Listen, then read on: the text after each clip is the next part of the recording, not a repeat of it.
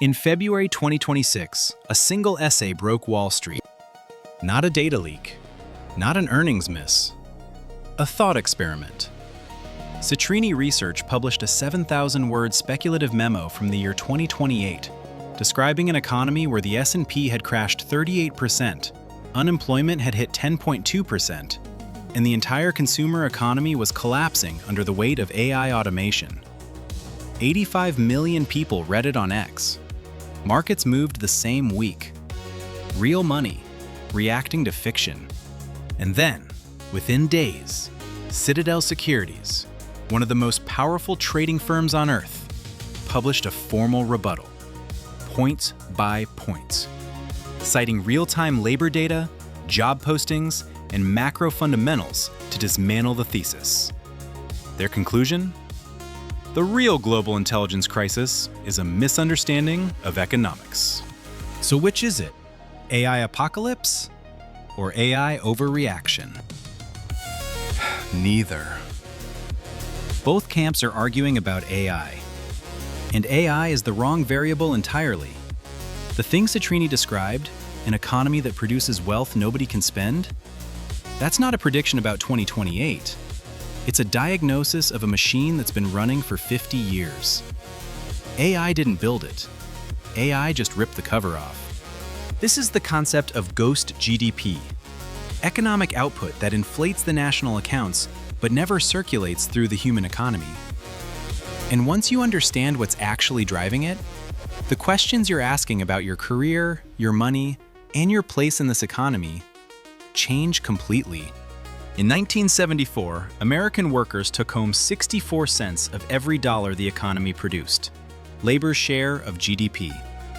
The single number that tells you how much of the economy actually flows through human hands before it flows anywhere else.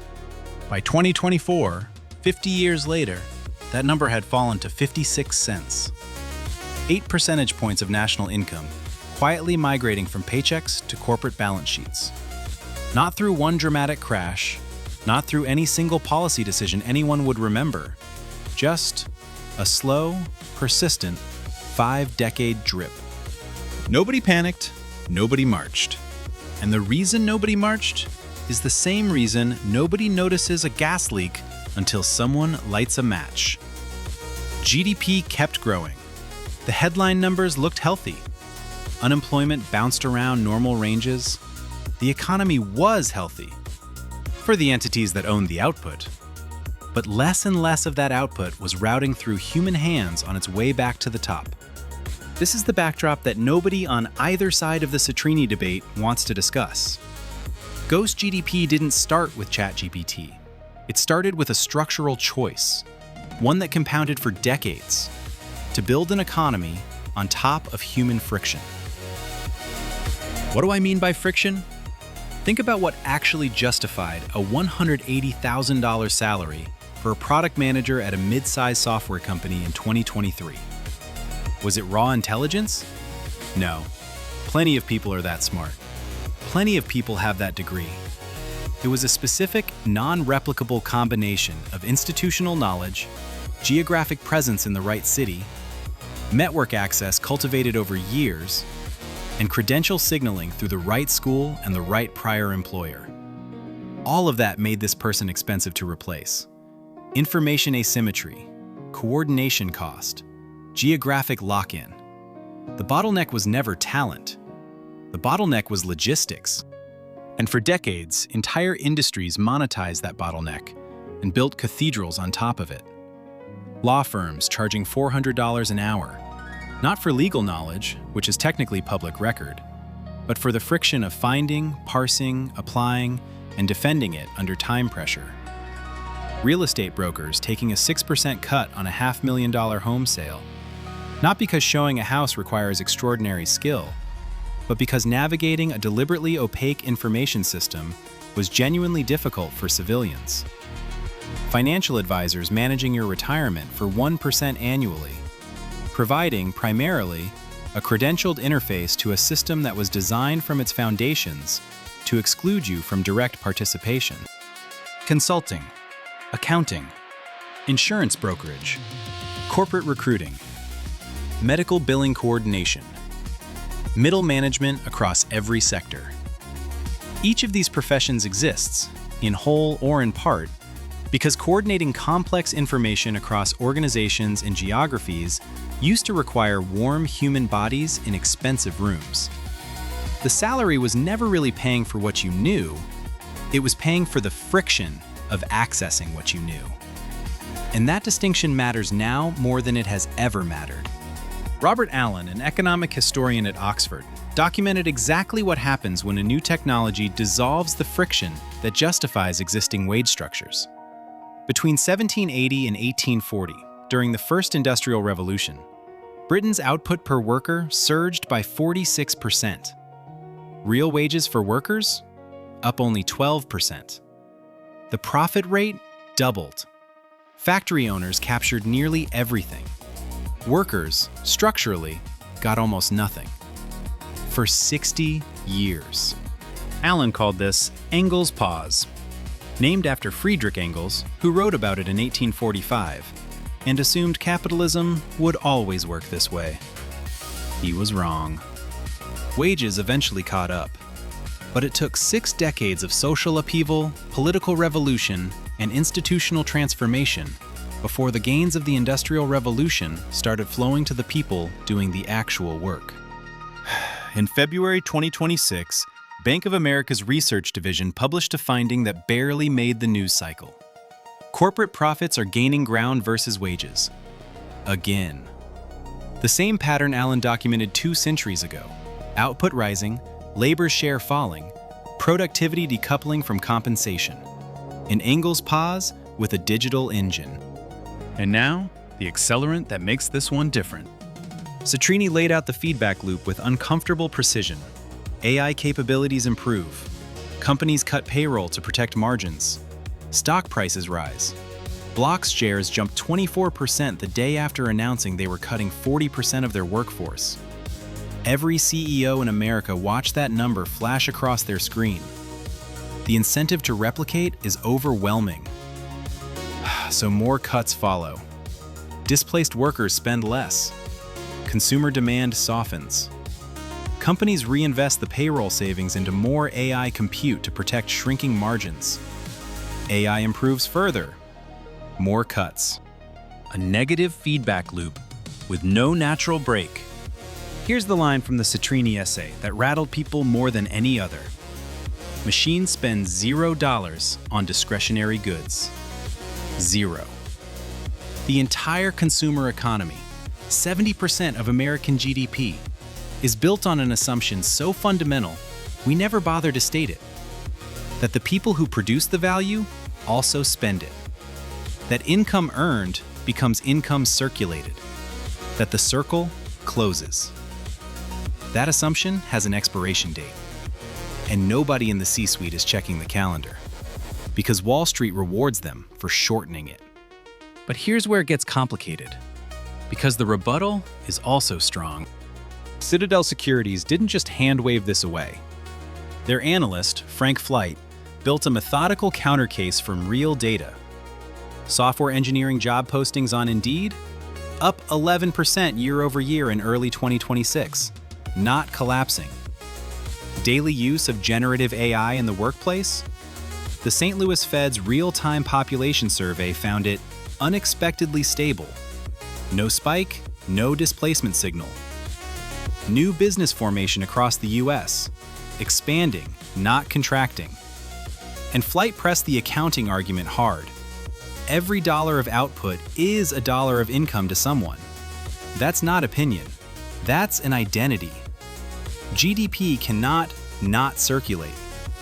If a GPU cluster in North Dakota generates the revenue that 10,000 Manhattan consultants used to generate, someone owns that revenue. The money went somewhere. Tom Lee at Fundstrat offered the historical reframe. Flash frozen food in the early 1900s took American farming from 40% of all jobs down to 2%. The economy didn't collapse. Value reallocated into new industries. New jobs materialized that nobody had predicted. The system adapted. It always does. It just takes time. And that's where both sides settle into comfortable positions. Citrini says the system breaks. Citadel says the system adapts. Two camps. Pick one. Sleep at night. But wait, neither camp is asking the right question. And the question they're both missing is the one that actually matters. The money doesn't disappear. Citadel is correct about that. Every dollar of output does land in someone's account, but that money doesn't circulate the way it used to. It migrates, from payrolls to balance sheets, from wage income to capital returns, from broad distribution across millions of checking accounts to narrow concentration in corporate treasuries and brokerage accounts held by the top decile. Ghost GDP isn't phantom output, it's real output moving through an economic circuit that no longer includes most people. The velocity of money, how fast dollars change hands across the human economy, has been declining for 2 decades. Not because people stopped wanting to spend, because a growing share of economic value is being captured upstream, cycling between stock buybacks, capital reinvestment, and corporate treasury instruments, completing its loop without ever touching a human checking account. That's the deeper mechanism. Not AI kills jobs, not the economy always adapts. It's that the economy spent 50 years building a rent extraction layer on top of human limitations. And AI is dissolving those limitations faster than the system can manufacture new friction to monetize. So what do you actually do with this diagnosis? Forget which camp you belong to. Both sides are arguing about the engine. You need to look at the road, the specific, mappable terrain of your economic position. The structural question becomes, what friction justifies your salary, and is it dissolving? Every job, every income stream is supported by some combination of 3 types of friction, and each one is dissolving at a different speed. The speed matters more than the direction, because speed determines how much runway you have to reposition. The first is information friction. You know something others don't, or you can access and interpret something they can't reach on their own. If your value comes from navigating complexity, tax code, legal precedent, software architecture, medical diagnostics, corporate compliance, financial modeling, then AI is compressing the time it takes for anyone to access that same depth from weeks to minutes to seconds. This doesn't mean your job vanishes next quarter, but the premium on your information access is eroding. The distance between what you know and what a motivated person with a Claude subscription knows is shrinking every month, and your salary was priced to the old distance. The second is geographic friction. You have to be physically present for the work to happen. Remote work already cracked this in 2020. AI agents will crack it further. A client in Phoenix doesn't need a local accountant if an AI handles the interface and a specialist in Tulsa handles the exceptions remotely. But geography still protects physical work completely. Plumbing, electrical, construction, surgery, healthcare delivery at the bedside. There's a dark irony developing that should be keeping career counselors up at night. The jobs that were supposed to be left behind by the knowledge economy are turning out to be the ones with the most durable friction. A Fortune article in February quoted an AI infrastructure executive predicting data center electricians earning $250,000 to $300,000 a year. Not because electricians suddenly got smarter, because the friction that supports their income, physical presence, regulatory licensing, manual dexterity that no robot can replicate at scale, is the exact kind of friction that AI cannot dissolve. The third is credential friction. Licenses, regulatory gates, professional certifications backed by legal enforcement. A medical degree still matters, not because AI can't match diagnostic accuracy, but because the legal and institutional infrastructure hasn't updated to allow machines to practice.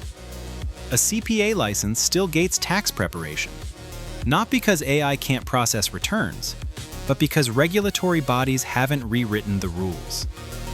This friction moves the slowest, and it buys you the most time. If you're making a career bet right now, credential friction is the structural advantage worth understanding deeply. Not because it's permanent, but because its decay rate is measured in decades rather than quarters. So here's the Monday morning version. 1 exercise, 15 minutes. Take a blank page. Write down the 3 friction types. Under each one, write what percentage of your income depends on that friction being intact. Then ask, honestly, does AI reduce the barrier a competitor or a machine would face to replicate what I do? If all 3 are dissolving at the same time, you're sitting on a friction premium with an expiration date. And that's not a death sentence, but it is a structural signal with a specific instruction. Start building income streams attached to different frictions. Capital returns instead of wage income. Skills anchored to the new bottlenecks. Physical presence, regulatory authority, human judgment under ambiguity. The places where scarcity is real and durable, not manufactured by an information system that AI can flatten overnight. The winners in the original Engels pause weren't the textile workers who smashed the looms, and they weren't the factory owners who bought them. They were the people who understood, before the crowd did, that value was migrating between friction types, and who repositioned while the repositioning was still cheap. After Britain's pause, wages did eventually rise. Capitalism did reallocate value. But it took 60 years. And the people who spent those decades debating whether machines were good or bad, they missed the window entirely. The ones who asked, where is value moving and how do I get there before it's priced in? Those are the ones who didn't. Ghost GDP is not a prediction. It's a photograph. A long exposure image of a machine that's been running since 1974, developing slowly, invisibly, the way a crack spreads through concrete for years before the surface finally gives. AI didn't build the crack. AI poured water into it during a freeze. The question was never, will AI take your job? The question, the only one that ever mattered, was, where does the economy go when the friction that justified your salary dissolves? The answer is, it goes wherever the new friction lives. Find it before everyone else does.